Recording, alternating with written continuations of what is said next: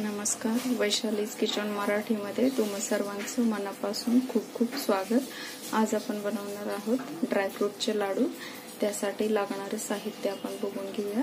या ठिकाणी मी 1 वाटी बदाम घेतलेले आहे, 1 वाटी काजू घेतलेले आहेत, 1 वाटी खोबरे घेतलेले आहे, अर्धी वाटी शेंगदाणे घेतलेले आहेत, थोडेसे अक्रोड घेतलेले आहेत, मखाने 4 वाटी घेतलेले आहेत, पांढरे तीळ अर्धी वाटी भाजून घेतलेले आहे, खजूर घेतलेला आहे। या ठिकाणी आपण त्यातल्या बिया काढून घेणार आहोत खजूर मधल्या।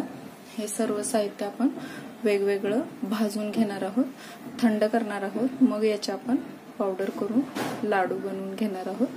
त्यासाठी आपण आता पहिल्यांदा खजूर मधल्या बिया काढून घेऊया।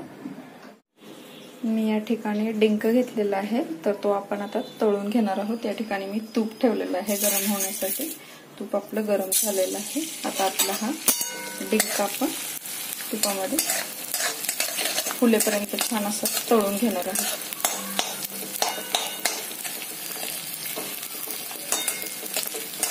बघा कसा तुपामध्ये गरम फुलत आहे हा। मग याला पण आपण मिक्सर मधून काढून लाडू मध्ये घालून घेणार आहोत। डिंक माझा तळून झालेला आहे तुपावर, बघा तुम्ही। आता आपण याला सुद्धा पावडर करून घेणार आहे। आता मी सर्व जिन्नस वेगळे वेगळे मिक्सर मध्ये वाटून घेणार आहे। आपण आता पहिल्यांदा बदामाची पावडर करून घेऊ।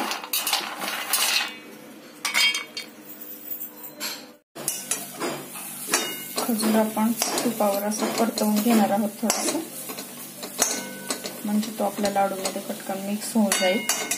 या ठिकाणी मी सगळं ड्रायफ्रूट बारीक करून घेतलेलं आहे, पावडरी बनवून घेतलेलं आहे, डिंक पण घेतलेला आहे मी मिक्सर मध्ये फिरवून। आता हे सर्व आपण एकत्र करणार आहोत। अशा प्रकारे माझे हे ड्रायफ्रूटचे लाडू बनवून तयार झालेले आहेत, तुम्ही बघू शकता। या लाडू मध्ये मी अर्ध्या लाडू मध्ये खजूर फक्त मिक्स केलेला आहे आणि याच्यामध्ये गोडीसाठी थोडासा गूळ घातलेला आहे। तुम्हाला जर कमी गोड चालत असेल तर तुम्ही गूळ घालण्याची आवश्यकता नाही, पण घरामध्ये जर डायबिटीज पेशंट्स असतील किंवा गोड आवडत नसेल तर आपण असे कमी गोड लाडू बनवू शकतो। खूप पौष्टिक असतात, तुम्ही हे बनवून नक्की बघा। मुलंही खूप आवडीने खातात हे लाडू।